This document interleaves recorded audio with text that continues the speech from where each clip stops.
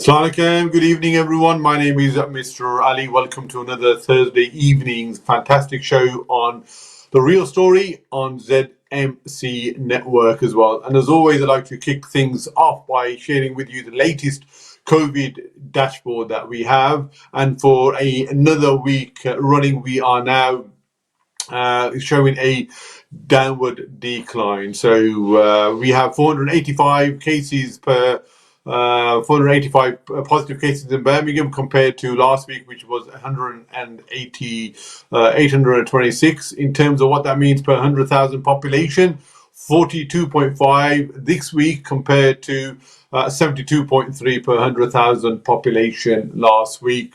In terms of those wards that have the highest number of positive cases, please make a note of those that you work in, you reside in, or that you may frequent, and please continue to social distance. Please do not congregate at home, and you are only allowed to mix with each other's in their private garden. So in terms of the highest numbers, Ward End, which has 95 positive cases per 100,000 population, Shard End 89, Birchfield 80, Glebe and Tal Cross 79, Bordsley 76 per 100,000 population, and Lozelles, which has 71 per positive cases per 100,000 population. So today we have a topic that I am sure a lot of people are familiar with, in the sense of heard of the term autism, but may not know what exactly autism entails, what are the diagnoses, what are the impact on the individual and the wider family when someone is suffering from autism as well. Especially within the South Asian community, there is a taboo and there is a sort of, almost non-acceptance that there's something called autism. So today I have Christina Adams all the way from America to help me come and talk about autism, and we have someone here in the UK by the name of Mudassar Yassin. So both of you are warm welcome to The Real Story on ZMC Network. Assalamu alaikum, Mr. Ali, and to the wonderful audience in the UK. I'm very glad to join you from California. Oh, wow. Walaikum salam. Mudassar, welcome to you as well. Hello, assalamu alaikum. Good evening, everybody, and good afternoon, Christina. Yes, no, absolutely. There's a bit of a 7-8 hour time difference. So thank you, both of you, for prioritizing this on a Thursday evening for us, but maybe an afternoon for Christina. So, someone who has spent his early 20s being a school teacher, we understand a bit about what autism is. But, people have heard it, but they may not understand what autism is.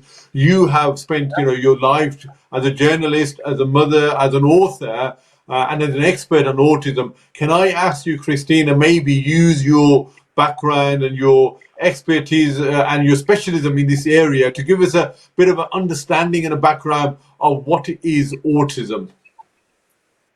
Thank you for that introduction. I think it's only natural that people are confused by autism because it is sort of a confusing diagnosis. Autism is actually kind of a larger term for a group of symptoms. And the symptoms, in terms of diagnosis, are kind of detachment from the world. People often describe a person with autism, typically a child when they're diagnosed, as sort of being in their own world. So you might see that they're detached. Usually the language is either absent or slow developing, or can be just very advanced, but somewhat unusual. You might also see repetitive movements with the hands, or a fascination with certain objects, and not responding to their name, not making eye contact, and not kind of presenting with a social smile. It sort of seems like they're focused on their inner world. And then, of course, as people get older, it can present in different ways. People may think that they have just ADHD, or that they have just another type of diagnosis. But older people are getting diagnosed now. This is a newer disorder in terms of the growth. We've always had people being on the autism spectrum in our world, but it is a growing diagnosis because there is sort of a connection to environmental factors such as pesticides, power lines, pollution, things in our environment that do tend to impact the immune system and can create a heightened risk for autism. So there are more people with autism in all of our societies at this point. No, no, that's fine. Thank you for that. So when I was, a school teacher, we sort of termed it as a learning difficulty or a learning disability, and there was extra support sort of been provided to make sure that they were able to cope with the work. But there's also behavioural aspect as well with autism as well. And you mentioned around some of the causative effects. Do we know, or is there sort of more conclusive reason as to why some people are classed or diagnosed as autistic? In this day and age, first of all, there is greater awareness of the diagnosis, so that does contribute more. There are more awareness of kind of early intervention possibilities, because a lot of governments have said we need to find the early children with autism and give them help, because the more help you give, the better their outcome. But then again, it is sort of a on the rise. And additionally, there have always been people that have had what they used to call, mental retardation, but now we call intellectual disability. And some of those people used to be classified as just intellectual disability when they actually had autism. But the rise is rare. The way that new identification is rare. The rise is real because the studies have ruled out just saying, oh, we used to call them this, but now we know they're autistic. That's a small percentage, but the systems are not in place that would have served a huge population of autism, and now we really have one. For instance, in the United States, it's 1 out of every 36 U.S. children if you go by parental and medical reports. And so everywhere there is a strain on the systems to serve this population that is growing. No, absolutely. Thank you for that statistic as well. So in terms of the impact, so what is the sort of, day-to-day impact on someone that may be autistic? I assume there is a different grading system as well. So you could be sort of mildly autistic to maybe more severe. But on average, say if we go with someone who's sort of moderately, what sort of day-to-day impact will it have on their lives, but also on the wider family as well, and maybe the place of work or their school? Yes, that's a really, really important question. That's really why we're talking about it so much these days, because autism now is classified, they've had different testing systems over the years. Now they classify it in terms of, needing more support, needing less support, needing the most support, kind of level 1, 2, and 3.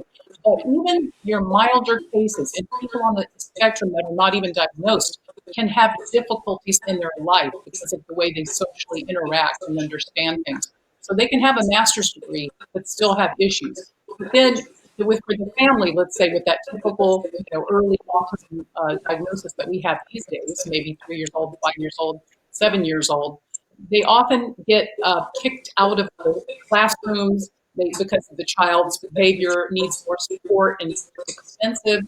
So sometimes you can't get that support. At home, the child cannot participate in the typical family activities because they have motor skill issues, they have attention issues. They may not really be able to kind of understand what you're saying, or sometimes they can understand, but they're unable to follow through with it. And they just really need a lot of support in order to take care of themselves, because the eventual goal, not to change who they are, to help them become who they are.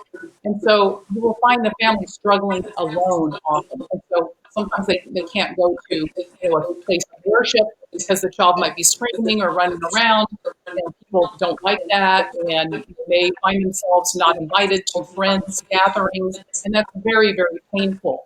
And also there can be a very hard challenge to the marriage. So any support that you can offer someone with autism, please don't assume that they won't come. Just invite them. Be understanding, and that will make everything better. Yeah, I've just had a question come through. Say, look, my son is autistic, and I'm struggling to cope, and I need further support. What can I do? So, what would you suggest, Christina? I understand you're in America, but at the first port of call, for maybe a mother or a father, what would you recommend them or advise them to do?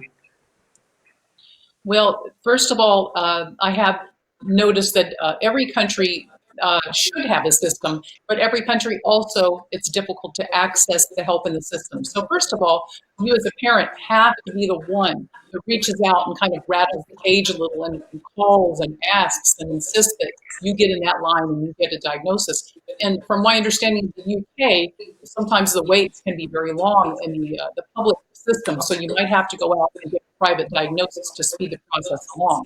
So that's something you might have to do. But then there are therapies. There are behavioral therapies that help teach the child how to play, how to do chores, how to pay attention, how to look at others and take care of themselves, even toilet training, things like that. It's amazing how much therapy there is out there for every little aspect of life. But then there's also speech therapy. They almost always need speech therapy. Even if they can talk at a very advanced level, they may need to learn how to have a conversation and not kind of say the same thing or the same topic over and over again. And one thing I'd like people to understand too is when a child or a person with autism is properly tested, their IQ is often higher than the average person's IQ. So they are very smart people. And so getting therapy for them and things like that is not a waste. It's actually really great to help them reach their potential. Plus, for the early stage parent, diet and biomedical support that you can get from professionals and other parents can help you. It's very important because many children and people on the autism spectrum do better by removing dairy products and adding other things to their diet and that medical support. No, well said, Christine. And sometimes we do have this misconception of the notion that people of a autistic nature may be dropouts or may not do well academically. However, they are, by and large, quite successful. A lot of people that may be musicians or may do well in their particular profession are those of autistic nature, just because of the way they're wired, and they are maybe bring a different aspect and different way of thinking and a different skill set to the industry or to the profession. And I think that certainly brings them or makes them quite unique. So, what are your thoughts about that? That is absolutely true. Many people with autism have really a great intellect and a really excellent perspective on things. Sometimes they have a gift at pattern recognition where they can kind of detect patterns in things that others do not. Sometimes they can just be great at a lot of different things like art, like language, things like that. Sometimes people with autism will sometimes say you will find a lot of professors on the autism spectrum in universities. However, the sad part is that because of their difficulties, sometimes in coping with systems and interaction and paperwork and things like that can be very difficult. They need support because so many adults, like the vast majority of adults with what they used to call Asperger's syndrome or autism, are unemployed. So there is movement now to help hire people with autism, but they do need support in the workplace. So that's the thing. You don't want to put a person with autism in the workplace without the patience of the employer and job coaches and things like that. And so here in California, we can have a job coach that will come to the work site. Or not even come and just talk on the phone to the person, if that's all they need, to give them advice on how to be employed and deal with other people.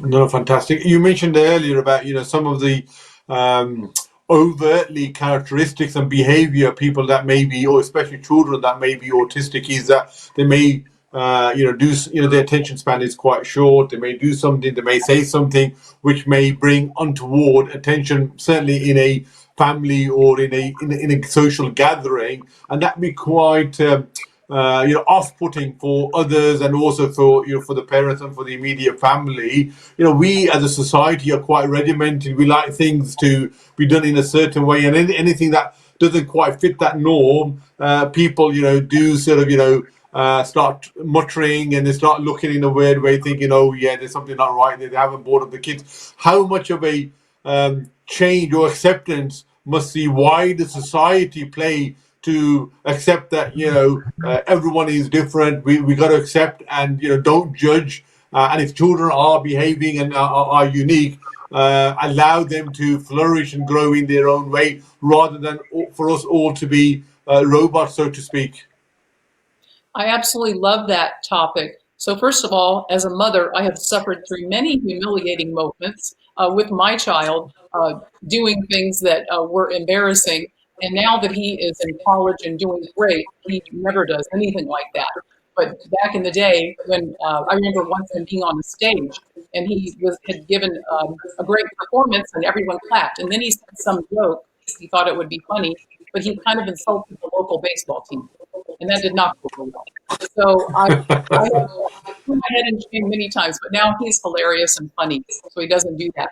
But the whole thing that I learned when I first entered this world of disability, which you have to do when your child has any disability, you have to realize they have every much as bit of a right to be here as any other human being on this planet.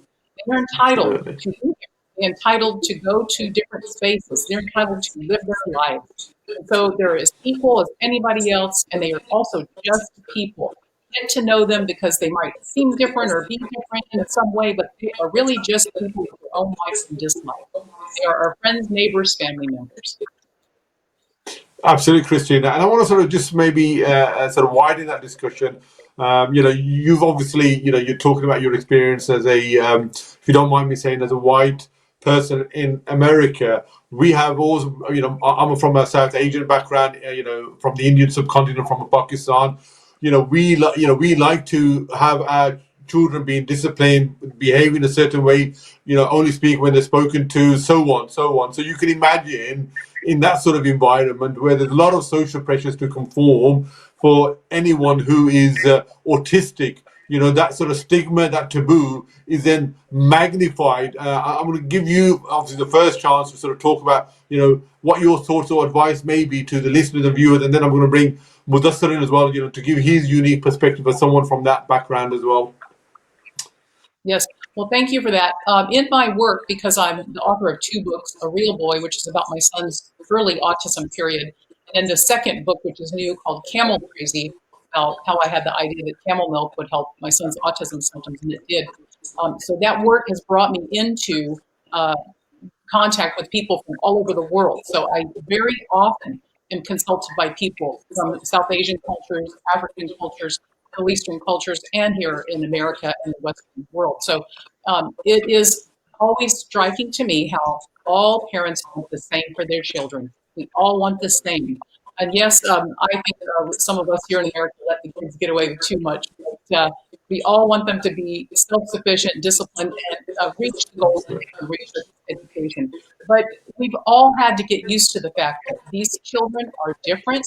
They may not fit into that traditional mold of going to X college and going to be totally self-sufficient, but that's what we have to do. We have to adapt. And, if you are from a faith community, I'm sure there will be something that, shows that everyone is not the same in the world.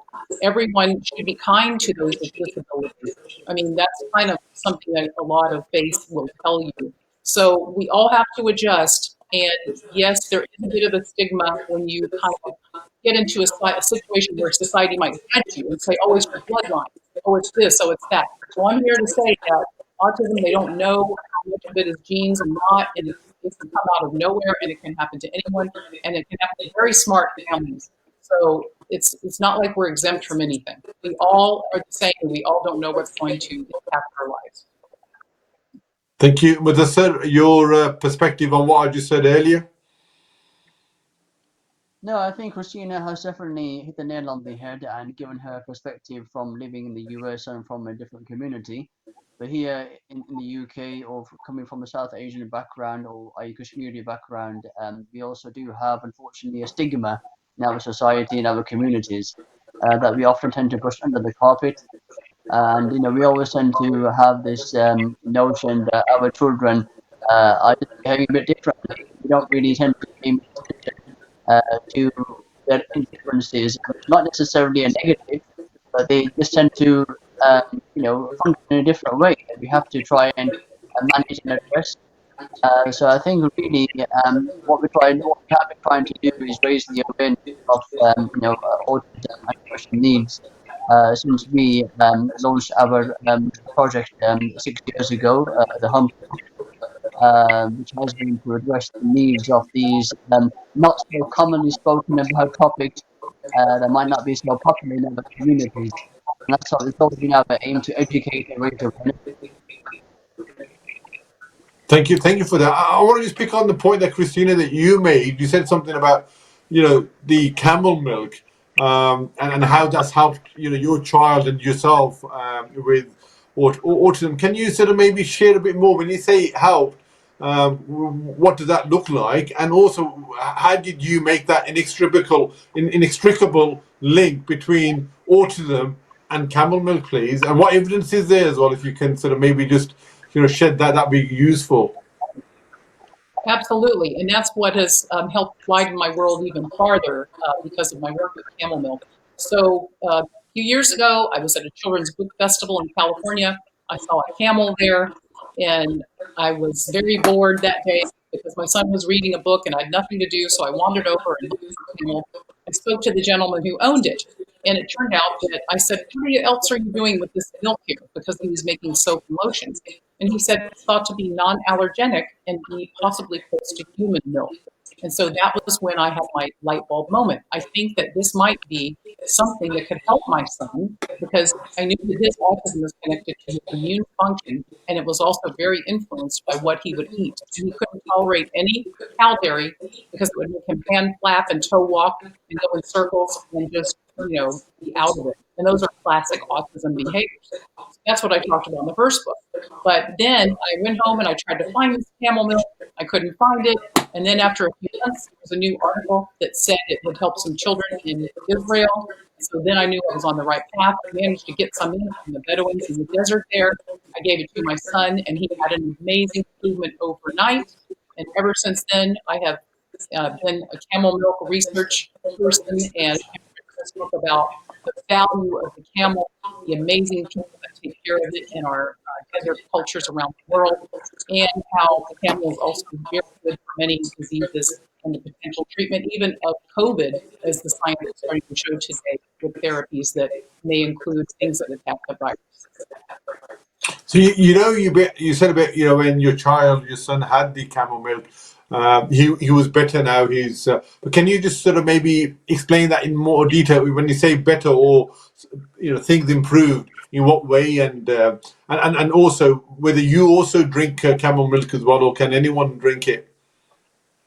Yes. So at that time, I did not know what was going to happen because the only information on this was that one little article, and no one in the rest of the world had really heard of it too much. So it was kind of an experiment. So I gave it to him, and the next day he came down the stairs. He was better. He said things like, "Wow, Mom, I really love you. You do so much for me. You're so great. You make my foods, you make my medicines. You're really wonderful." And he was able to cut his food without it slipping and sliding all over the place. And motor skills, that means like fine motor, how you use your fingers and your hands, those are impaired often in autism spectrum. Suddenly he was doing better with that. And he was just so different. And he asked questions like, "Who's picking you up from school today?" And then he put on his own shoes and he picked up his own backpack and was ready to go to school. And that was astonishing for where he was at that point in time. And it was amazing. That's why the subtitle is "The Quest for Miracles in the Mysterious World of Camels." Even though it's scientifically valid now, it's also kind of miraculous. Thanks for that, Ambassador. That's the cover. So knowing that, I didn't know, he was the first person. And after a few years, I found out that camels were being milked in America by Amish people, who are very kind of remote pastoral faith community. Because of that camel milk, I gave it to my son, who worked his pain. So that meant that he was the camel itself. That he wasn't like from a different country or what was in this country. It was the camel milk itself. And now camel milk is pretty much the only milk in my house, and I have it whenever possible, which is like almost 3-4 times a week.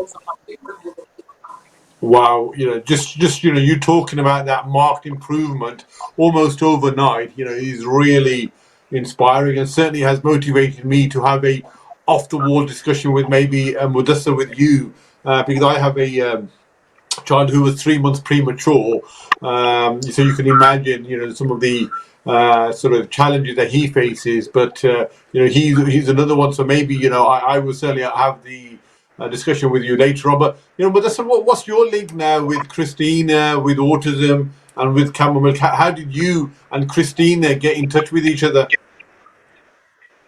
Well, yes, we connected many years ago, and my personal connection with camels and camel milk goes back to 2004 when I went to the UAE for the very first time into Dubai many years ago, and I came across camels back then and the benefits of camel milk.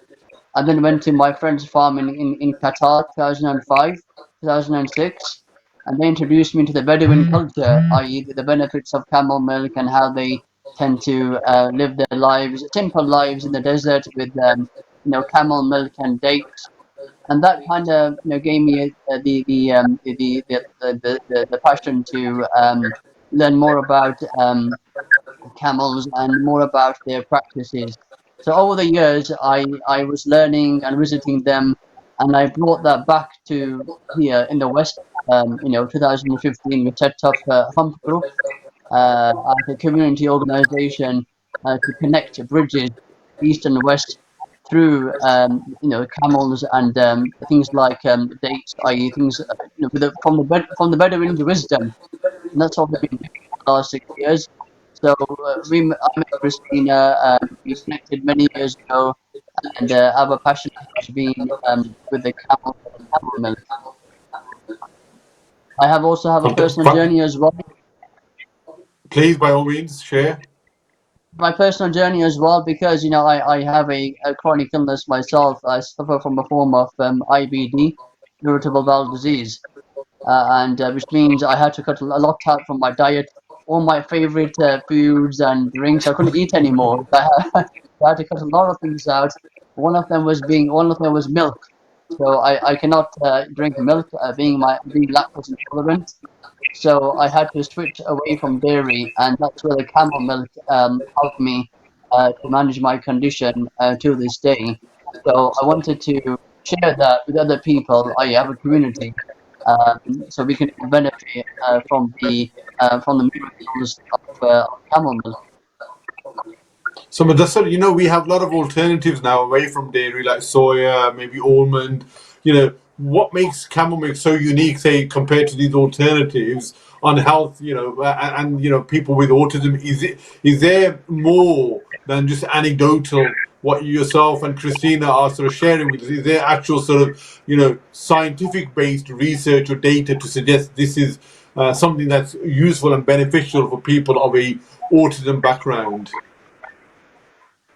Well, there is scientific evidence and scientific research, which Christina can touch upon because she is very much of an expert in that sense. But in terms of anecdotal evidence, there's many case studies, or there's a lot of feedback that we've certainly received from our customers over the last 6 years. The camel milk has helped them. But the difference is because there's a lot of commercially produced products on the market, like you mentioned, soya, almond, coconut.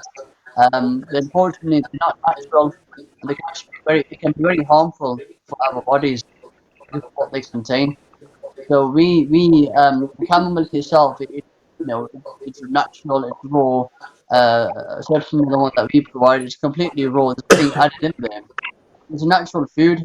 So that's why, going back to the Bedouins in the Middle East, my friends who taught me about the camels, 15, 16 years ago, they live on a simple diet, camel milk and dates. That's all they have. And that keeps them going for years. And it's been around for thousands and thousands of years. It's not a new thing. It's not a fad. It's not a new thing. People tend to make jokes, they laugh at you, or they tend to pin you down because it's a new thing. But going back to religion, our religion, me as a Muslim, camels are mentioned in the Quran many times. We forget the importance of camels in our own religion. We are quick to criticize when someone tries to do something for the goodness of our community and for our own well-being. The Prophet ﷺ, he mentioned many ahadith that benefits of the milk, how we can help to cure many diseases. So really, unfortunately, again, we are dealing with the stigma, even with our services, and there's a taboo still, stated in our community. We have been trying to address for the last 6 years, and we've come a long way. Being a very small organisation, through the support of our community, but there is still a challenge that we're trying to address, i.e., to make the awareness of the milk available for everybody, not just in one community. In that community, we are very inclusive in what we have been doing and very diverse in our operations. Whether it's through connecting with Christina, with raising the awareness of camel milk, autism activities, whether it's been supporting other special needs initiatives. But again, what we're trying to really achieve or try to call out is an end to stigma and the taboo, or at least a better understanding, because there is a taboo with autism, as we all know in the community. There is a taboo with like camel milk, unfortunately, as well. And it's not been an easy journey, but we are very grateful for what we have achieved over the last 6 years. All of it very small, and we do hope that we can continue to achieve better things with the support of our community. No, most definitely there. You've sort of pointed out quite a number of points, but I certainly want to echo one way about the lack of awareness and education around this particular topic is astounding. I for one wasn't aware of it, so I put my hands up. Just a sort of question that does come to my mind is the actual taste. Obviously, I'm sure you both of you have tasted it and it's part of your daily diet. What does it taste like compared to the normal dairy milk that I consume buying from my local supermarket? Christina, you first, please. Well, first of all, to address a little of the points so people can understand, there is a lot of scientific research now. When I started, there was almost none. I wrote a science article myself that's now been cited many times, and there's a lot more research. So I not only rounded that up in my writing of Camel Crazy, then I also contributed all my thousands of families' anecdotes to that knowledge base. And Camel Crazy does have the user's guide in the back that talks about how to use it, how does it work, how do you do it, all that kind of stuff. So the number one thing that's so funny about the taste is when people will try it, they'll lift up a little cup, like a sample cup, and they'll go, ooh, and they'll shiver. What's it going to taste like? And then they taste it, and they go, oh, it just tastes like milk. And of course, that's because it is milk. And being that non-allergenic milk that it is, it's kind of preferable to me to soy, rice, and those other non-dairy milk, because rice can be an allergen to people that take too much of it. And soy also, there's some issues with it, depending on who you want to listen to. But then almond milk, which is a big thing, sucks a tremendous amount of water off the ground here in California. And camels are great for the environment. It takes so much less water to get milk from them than it does any other dairy animal. And with our climate issues going on, it's just a perfect animal. No, thank you. And same with you, Modesta. In terms of taste, of camel milk compared to the normal dairy milk.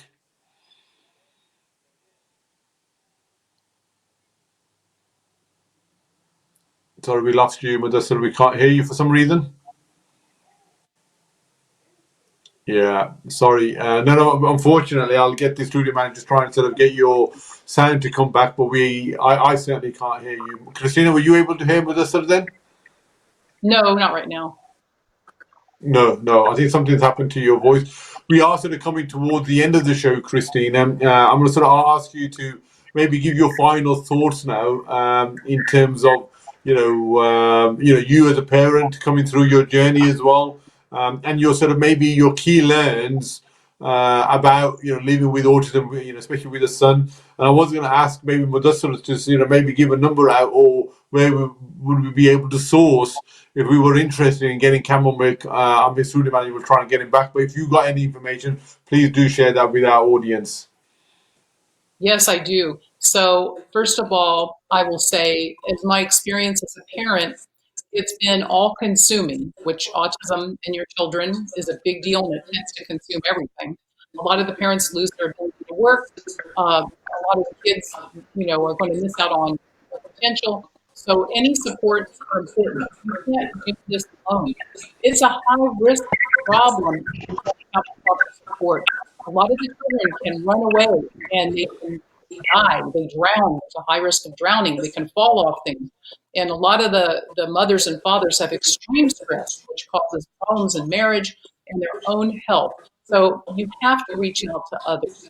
You really do. There's no shame in it. I know a lot of people are nervous about that.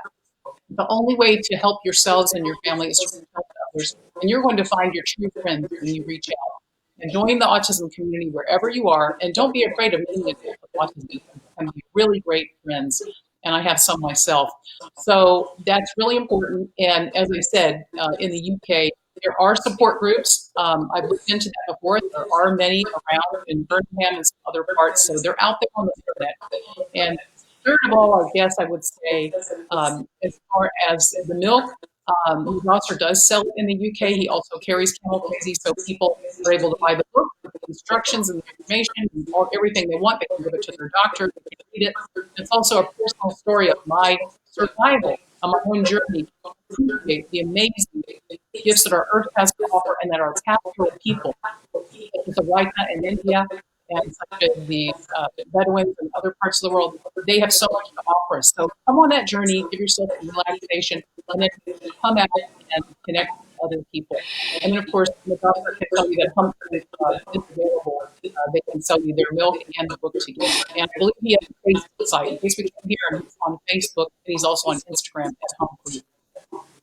Fine, thank you, Mudassar. If you can just give your final thoughts, and if anyone is interested in maybe getting in contact with maybe procuring or purchasing some camel milk for themselves or their family, how would they go about doing that? Oh, I think we lost him. Well, I think we've. yeah. Come on, Christina. Okay, well, that's fine because I'm familiar with what he does, and he does a great job. He really does a community outreach. That's one reason I really appreciate what Madasser does. He does a community outreach. He cares deeply about the community, and he puts a lot of hours into this. So he's on Instagram at Hump Group. He's on Facebook at Hump Group. I myself have a website, ChristinaAdamsAuthor.com, and then I'm also on Instagram, Christina Adams Author. I'm on Twitter, Christina Fink. On Facebook, Christina Adams Author. So if you want to find out how to get the milk, you can reach me, but you can also, of course, find him on Hump Group.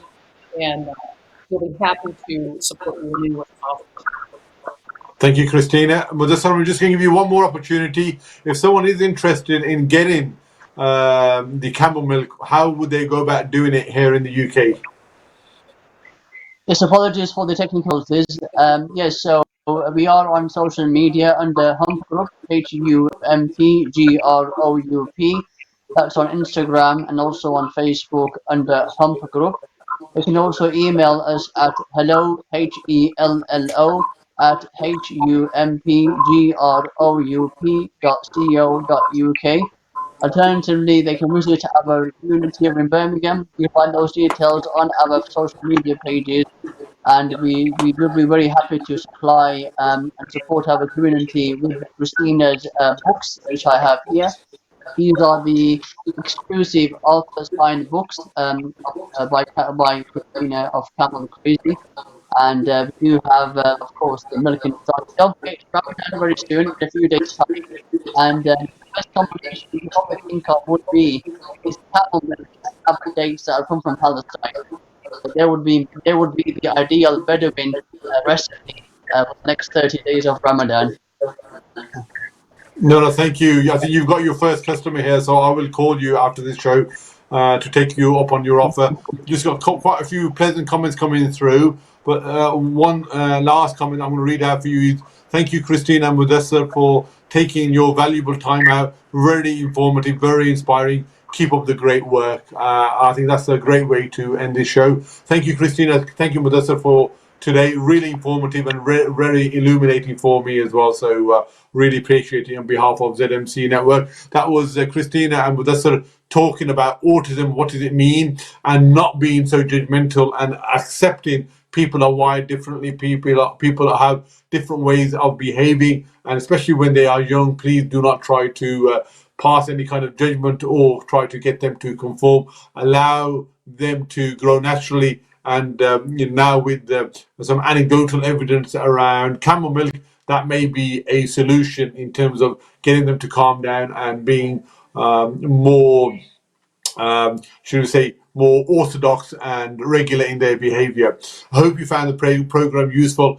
thank you as always for accompanying me on this journey. Until next week, please look after yourselves and each other. God bless.